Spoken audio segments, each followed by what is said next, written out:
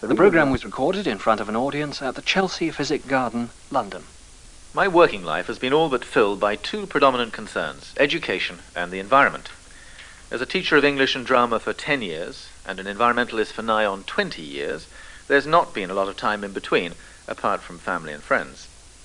It's hard to say where it all started, but I realise now that the countless childhood hours spent wandering around on Hampstead Heath or poring over animal magazines whenever I could lay my hands on them were all part of the picture. For an impressionable 8-year-old, Hampstead Heath had all the magic and potential of an uncharted jungle. And Rudyard Kipling's Jungle Book may well have encouraged me to see myself as a latter-day Mowgli. I certainly had no difficulty imagining my way into his account of Mowgli's upbringing with the wolf pack that had rescued him. "Take him away," he said to Father Wolf, "and train him as befits one of the free people." And that is how Mowgli was entered into the Seoni wolf pack.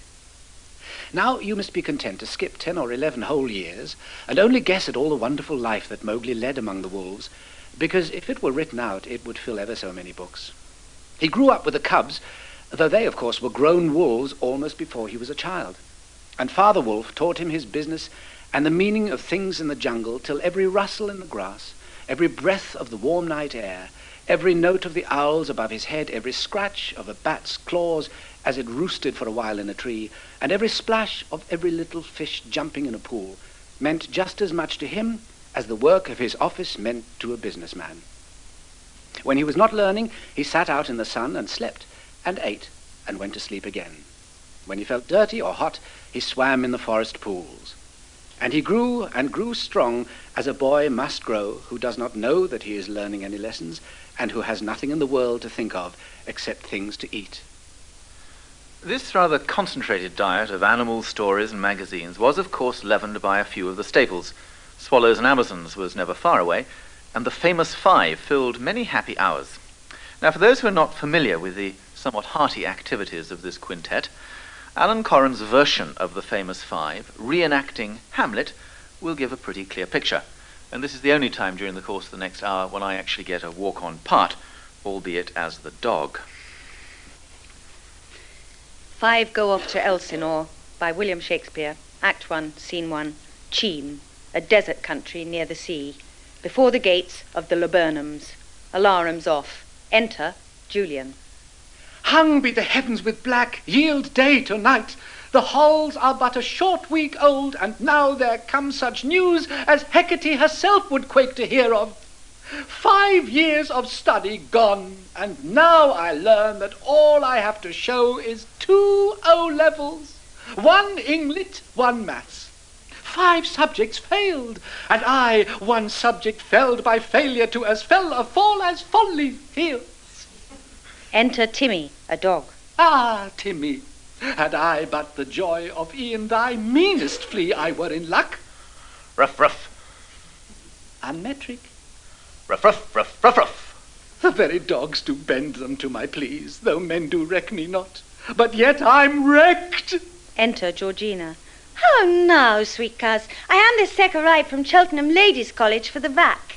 And we shall do such things, we famous five. Find maps, thwart thieves, have midnight feasts in ruined castles, smugglers' coves, and more deserted cottages than you've had F off, Georgina! All has come to naught. A sound career with ICI is lost, and I must hie me with my measly 2 and seek emolument as clerk grade 4. No longer mine the treehouse and the barge, the secret passage and... But ho! What comes? Enter Dick and Anne. Look, dearest Anne, we 5 are now conjoined as one, like some great lion's sponge cake late divided, and now once more enseamed. It is my younger brother. Dare I ask how he has fared in this last TCE? Hello, sweet Dick. How goes the world with all?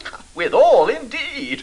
With all 6 subjects passed. Jog, maths, Inglit, French, history, and stink. Oh, ripping, Dick. Top hole. Spot on. Good show. This little twit shall yet undo me quite. Replace me in our father's roomy sight and get a Morris Minor for his pains, that dirty swat. I say, chaps, what about a game of Harry Cricket? Yes, ruff, ruff. Enter Cricket Bag, stumps are set up, Julian bowls the first ball to Dick, who smites it mightily. See, Timmy, run, run, Timmy, run. Oh, look, he's caught the ball between his teeth. Good dog. Timmy dies. That ball! 'Tis poisoned. It was meant for me. But what about this bat? 'Tis poison too. Then have at thee, foul villain. Take thou that. Ah, a poisoned off-drive. Ah, I am slain. Alas! Julian dies. And so am I. Oh, what a measly show! Dick dies. Flourish. Enter bearers. They bear the bodies and exeunt. Oh, world, the curse of thy 11 plus, 2 brothers minus, shall it aye be thus?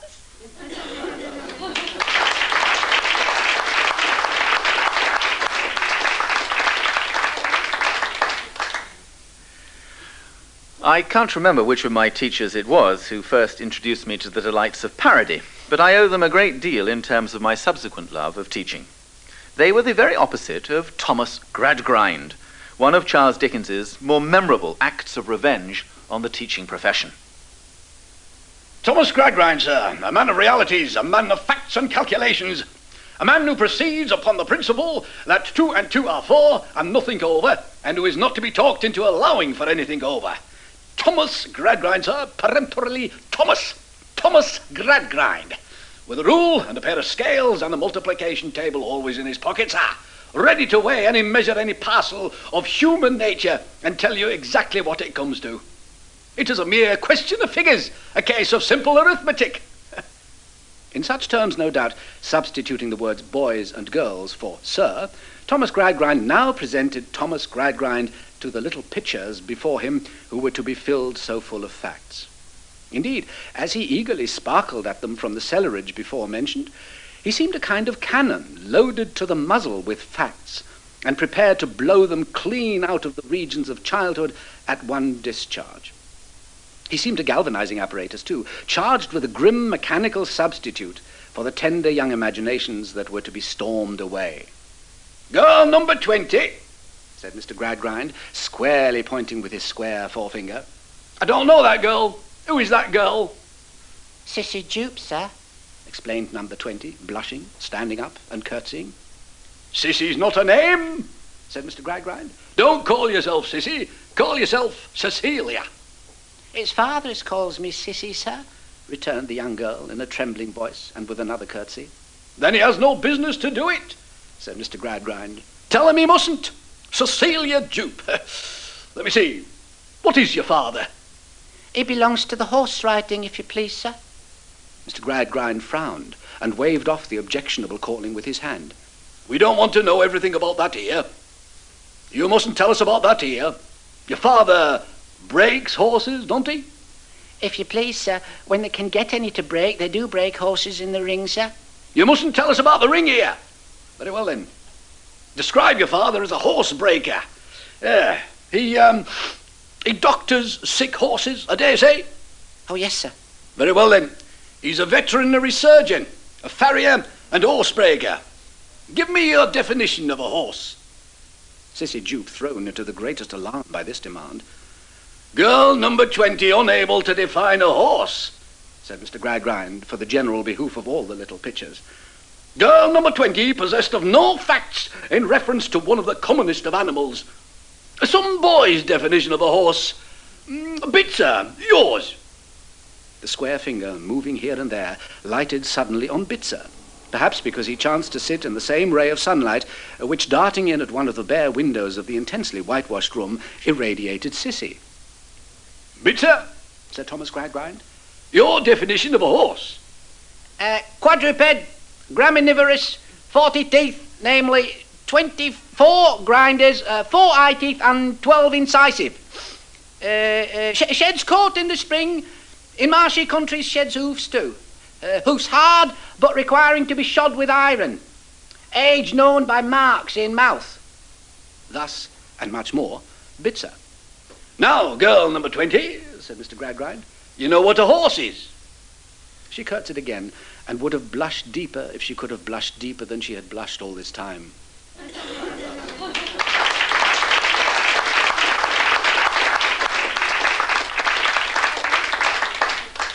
With nothing but a degree in French and German, and no facts whatsoever about the business of actually teaching English, I must say that I relied a fair amount on intuition as a teacher. Inspired, no doubt, partly by my mother, who to this day can still remember vast chunks of poetry that have long since departed my faulty memory. Shelley's Ozymandias, for instance. I met a traveller from an antique land who said, "Two vast and trunkless legs of stone stand in the desert. Near them on the sand, half sunk, a shattered visage lies, whose frown and wrinkled lip and sneer of cold command tell that its sculptor well those passions read which yet survive, stamped on these lifeless things, the hand that mocked them and the heart that fed. And on the pedestal these words appear, 'My name is Ozymandias, King of Kings. Look on my works, ye mighty, and despair.' Nothing beside remains. Round the decay of that colossal wreck, boundless and bare, the lone and level sands stretch far away."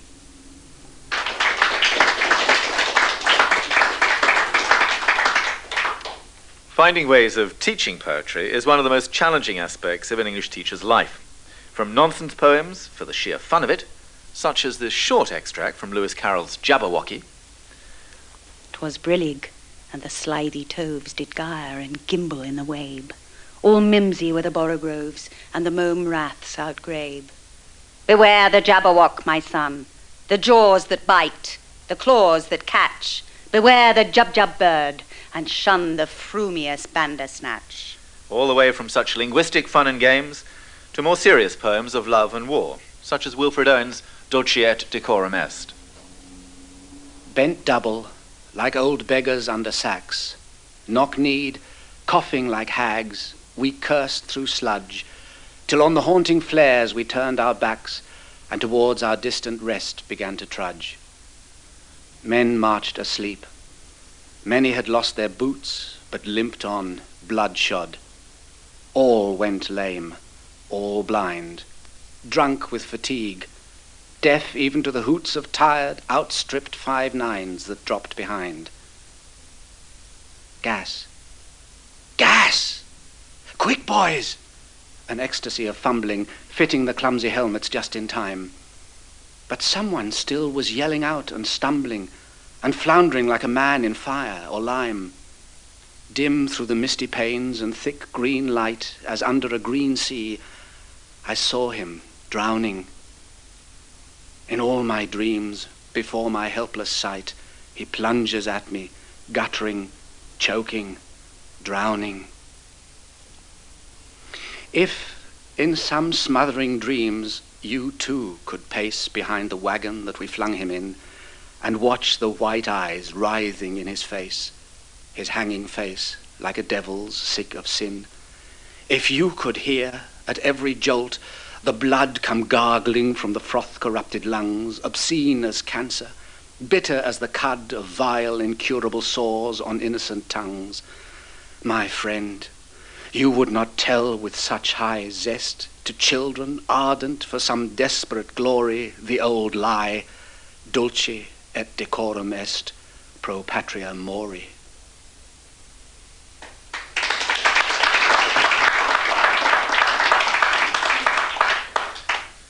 During my 10 years as a teacher, I gradually got more and more involved in environmental or green issues. My choice of authors in the classroom may occasionally have reflected this, as I felt increasingly impelled and encouraged, I might add, by a very enlightened head teacher to challenge the values that hold sway in our consumer-driven society. Thus, Philip Larking's Going, Going remains a favourite. I thought it would last my time. The sense that beyond the town there would always be fields and farms, where the village louts could climb such trees as were not cut down. I knew there'd be false alarms in the papers about old streets and split-level shopping, but some have always been left so far. And when the old part retreats, as the bleak high-rises come, we can always escape in the car. Things are tougher than we are, just as Earth will always respond, however we mess it about. chuck filth in the sea if you must. The tides will be clean beyond. But what do I feel now? Doubt? Or age, simply? The crowd is young in the M1 cafe. Their kids are screaming for more houses, more parking allowed, more caravan sites, more pay. On the business page, a score of spectacled grins approve some takeover bid that entails 5% profit and 10% more in the estuaries. Move your works to the unspoilt dales, grey area grants. And when you try to get near the sea in summer, it seems just now to be happening so very fast. Despite all the land left free, for the first time I feel somehow that it isn't going to last. That before I snuff it, the whole boiling will be bricked in except for the tourist parts. First slum of Europe. A role it won't be so hard to win with a cast of crooks and tarts. And that will be England gone. The shadows, the meadows, the lanes, the guild halls, the carved choirs. There'll be books. It will linger on in galleries. But all that remains for us will be concrete and tires. Most things are never meant. This won't be, most likely. But greeds and garbage are too thick strewn to be swept up now, or invent excuses that make them all needs. I just think it will happen. Soon.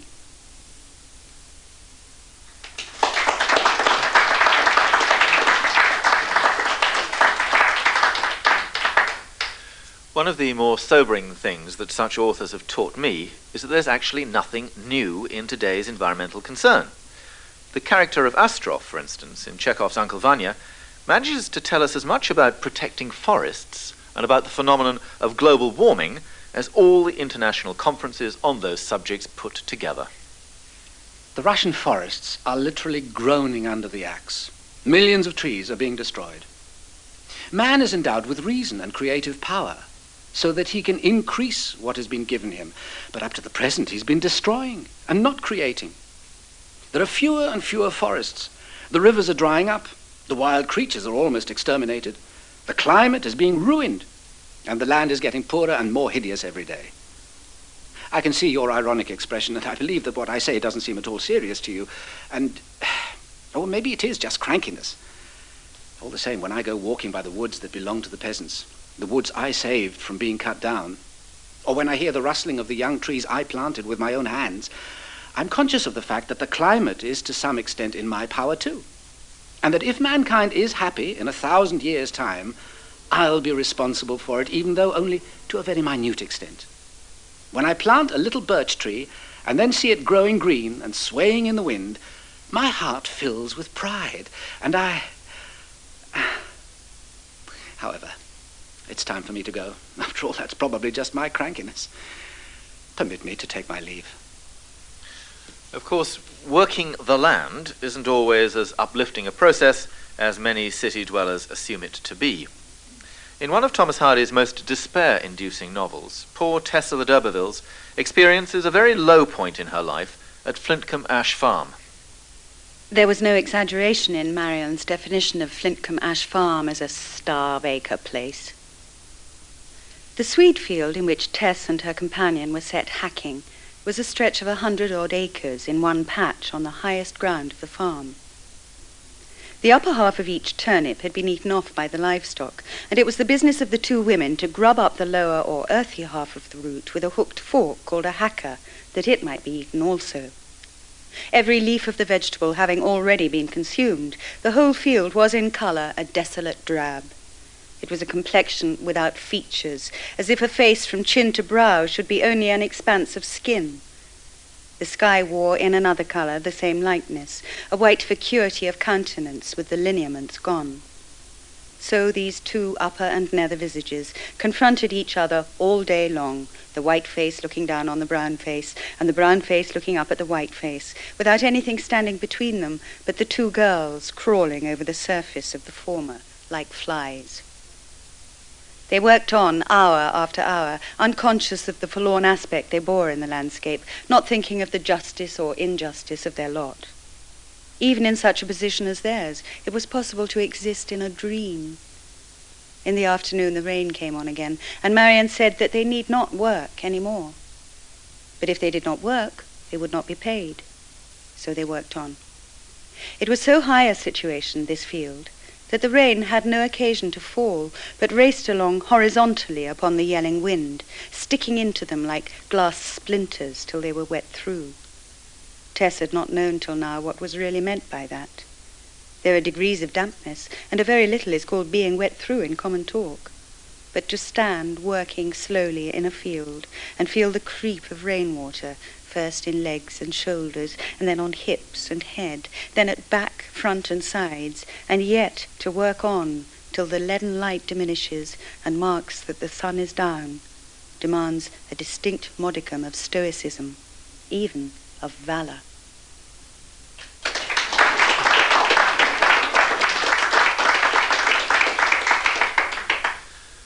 In a quite different way, different even from Hardy's many lyrical accounts of the countryside around Dorchester, D.H. Lawrence positively revelled in celebrating the richness and sensuality of the earth, which he himself had experienced as a boy in the Nottinghamshire countryside. In Sons and Lovers, Paul, who is actually D.H. Lawrence himself, and Miriam experience a moment of extraordinary intensity. One evening in the summer, Miriam and he went over the fields by Herod's farm on their way from the library home. There was a yellow glow over the mowing grass, and the sorrel heads burned crimson. Gradually, as they walked along the high land, the gold in the west sank down to red, the red to crimson, and then the chill blue crept up against the glow. The pair stood, loathed apart, hugging their books. "The wood is so lovely now," she said. "I wanted you to see it." He followed her slowly across the road to the white gate. "They grumble so if I'm late," he said. "But you're not doing anything wrong," she answered impatiently. He followed her across the nibbled pasture in the dusk. There was a coolness in the wood, a scent of leaves, of honeysuckle, and a twilight. The two walked in silence. Night came wonderfully there, among the throng of dark trunks. He looked round, expectant. She wanted to show him a certain wild rose bush she had discovered. She knew it was wonderful, and yet, till he had seen it, she felt it had not come into her soul. Only he could make it her own, immortal. She was dissatisfied.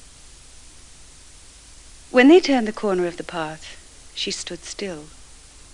In the wide walk between the pines, gazing rather frightened, she could distinguish nothing for some moments.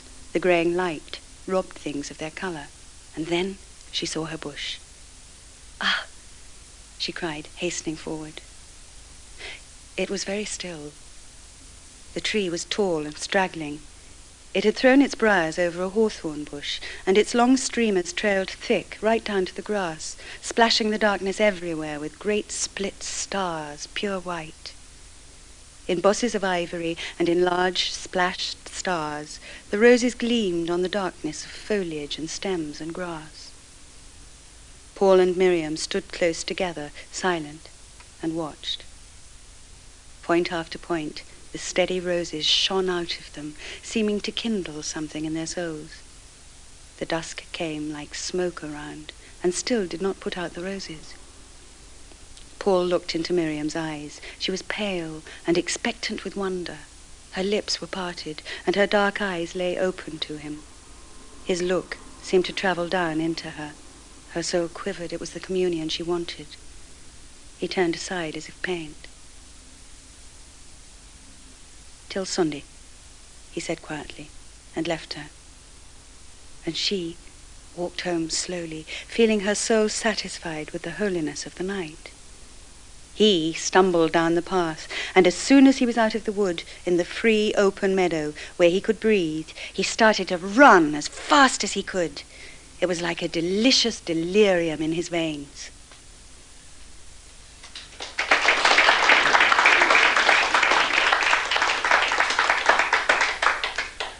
D.H. Lawrence was also a wonderful poet of the natural world, and this poem, about the mosquito, brings back very painful memories of a night that Sarah, my wife, and I spent in a baking hotel room in Rome, either asphyxiating with the windows closed or being terrorized by mosquitoes with the windows open, a dilemma that I'm sure has been shared by many travelers. I hate the way you lurch off sideways into air, having read my thoughts against you. Come then, let us play at unawares and see who wins in this sly game of bluff, man or mosquito. You don't know that I exist, and I don't know that you exist. Now then. It is your trump. It is your hateful little trump, you pointed fiend, which shakes my sudden blood to hatred of you. It is your small, high, hateful bugle in my ear. Why do you do it? Surely it is bad policy. They say you can't help it. If that is so, then I believe a little in Providence protecting the innocent. But it sounds so amazingly like a slogan, a yell of triumph as you snatch my scalp.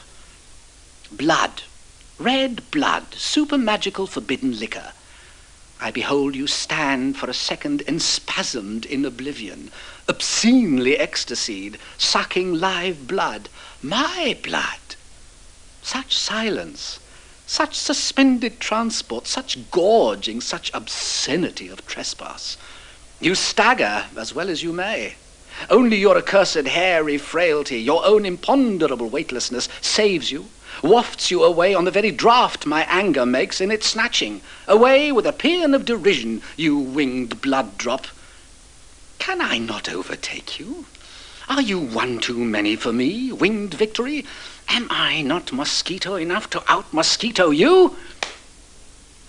Queer, what a big stain my sucked blood makes beside the infinitesimal faint smear of you. Queer, what a dim dark smudge you have disappeared into.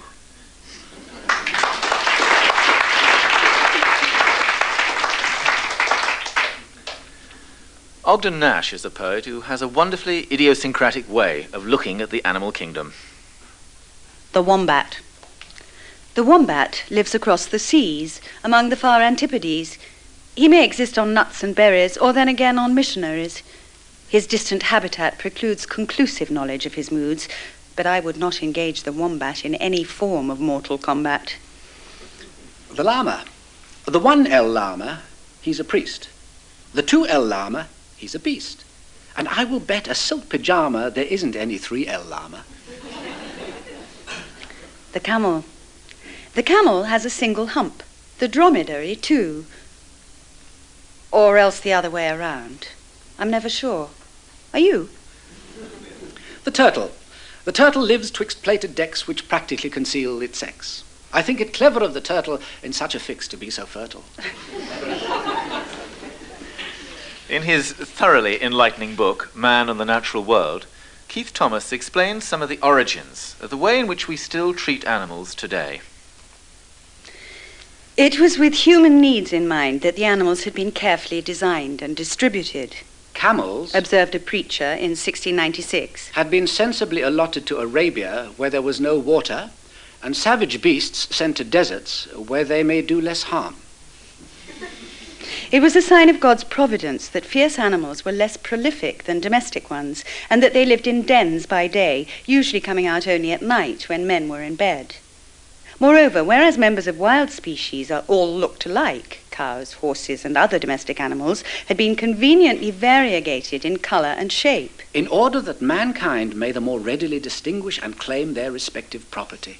The physician George Cheney in 1705 explained that The Creator made the horse's excrement smell sweet because he knew that men would often be in its vicinity.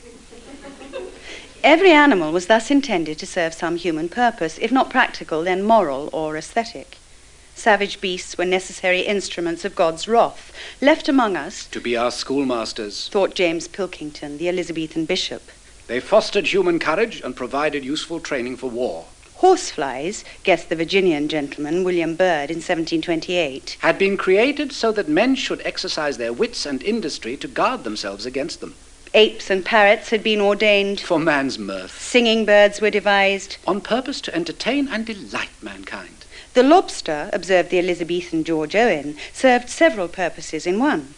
It provided men with food, for they could eat its flesh, with exercise, for they had first to crack its legs and claws, and with an object of contemplation, for they could behold its wonderful suit of armour, with its taces, vauntresses, pauldrons, couches, gauntlets, and gorgets, curiously wrought and forged by the most admirable workmen of the world. God created the ox and the horse, To labour in our service, said the naturalist William Swainson. The dog to display affectionate attachment, and the chicken. to show perfect contentment in a state of partial confinement. The louse was, Indispensable, explained the Reverend William Kirby. because it provided a powerful incentive to habits of cleanliness.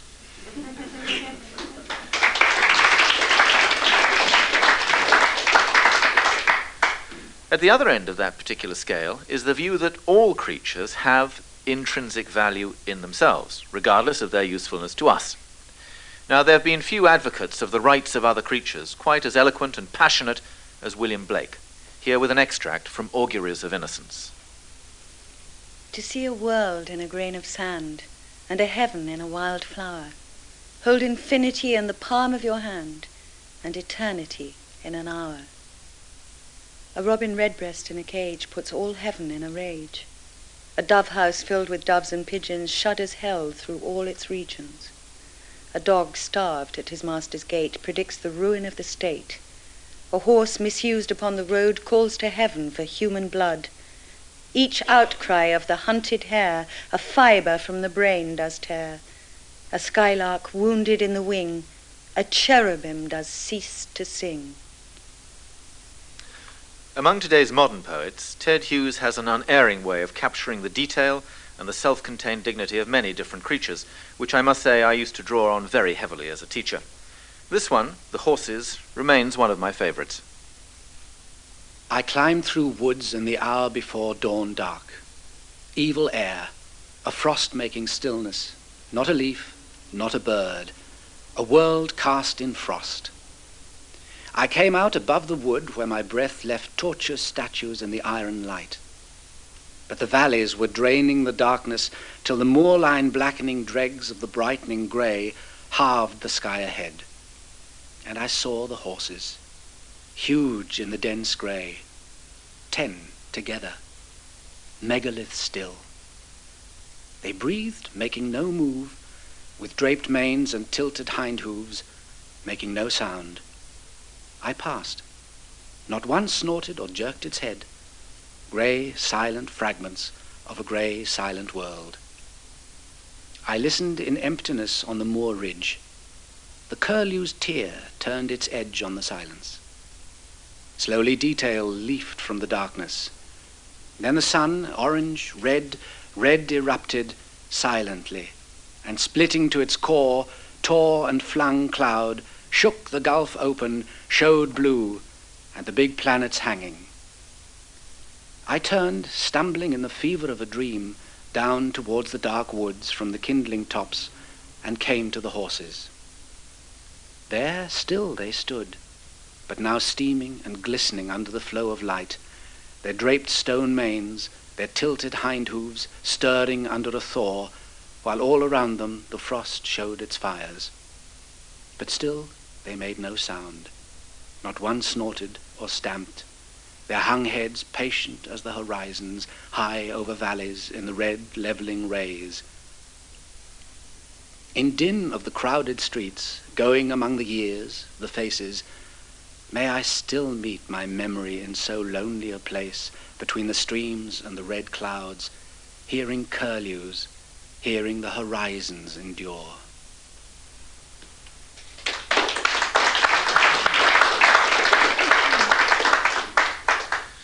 The poetry of R.S. Thomas applies some of the same robust and telling insights to the people, the characters who make up the countryside.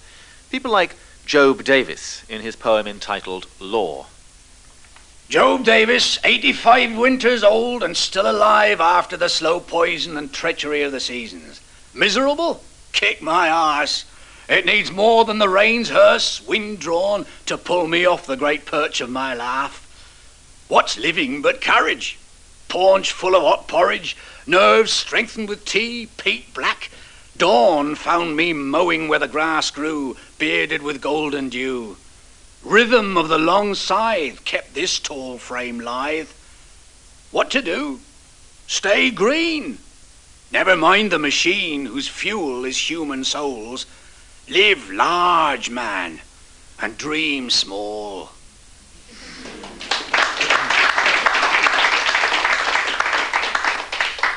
Stay green, never mind the machine.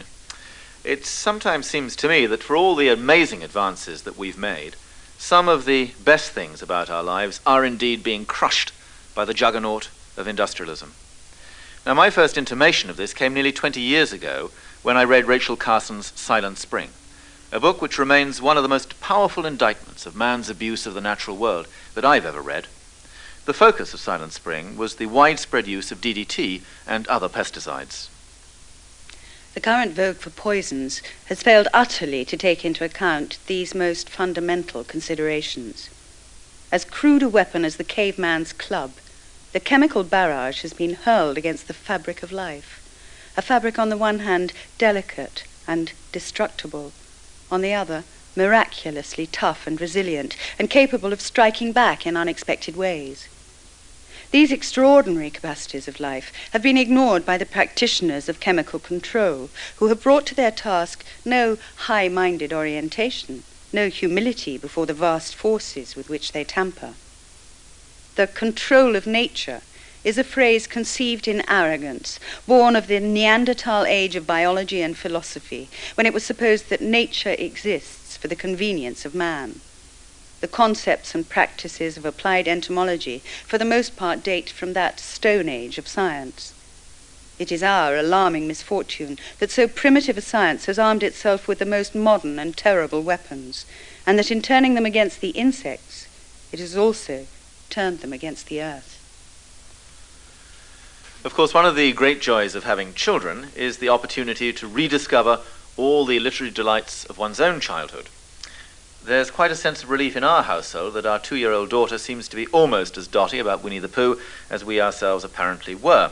So on the off chance that she may actually be listening in, here is the Anxious Pooh song, in which Pooh, having rescued Piglet from the flood, but experiencing a sudden identity crisis, finds this dream singing itself in his head.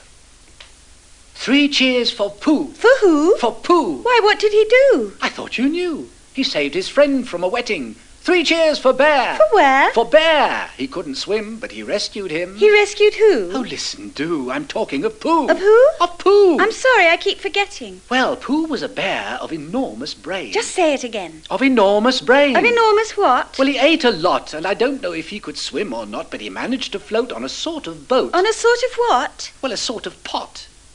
So now let's give him 3 hearty cheers. So now let's give him 3 hearty witches. And hope he'll be with us for years and years, and grow in health and wisdom and riches. 3 cheers for Pooh. For who? For Pooh. 3 cheers for Bear. For where? For Bear. 3 cheers for the wonderful Winnie the Pooh. Just tell me, somebody, what did he do?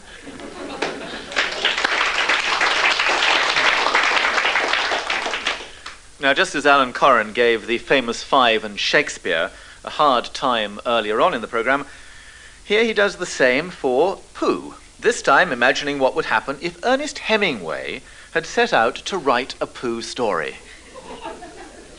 It snowed hard that winter. It was the winter they all went up to the front. You could get up early in the morning if you were not wounded and forced to lie in your bed and look at the ceiling and wonder about the thing with the women, and you could see them going up to the front in the snow. When they walked in the snow, they left tracks. And after they'd gone, the snow would come down again, and pretty soon the tracks would not be there anymore. That is the way it is with snow. Pooh did not go up to the front that winter, nor did he lie in bed and look at the ceiling, although last winter he had lain in bed and looked up at the ceiling, because that was the winter he had gone up to the front and got his wound. But it snowed that winter, too. This winter he could walk around. It was one of those wounds that left you able to walk around. It was one of those wounds that did not leave you much more. Pooh got up, and he went out into the snow, and he went to see Piglet. Piglet had been one of the great ones once. Piglet had been one of the Pujadas, one of the Andarillos, one of the Nogales. He had been one of the greatest Nogales there'd ever been. But he was not one of the greatest Nogales anymore. He did not go up to the front either. Piglet was sitting at his usual table, looking at an empty glass of enjarda. I thought you were out, said Pooh. No, said Piglet, I was not out.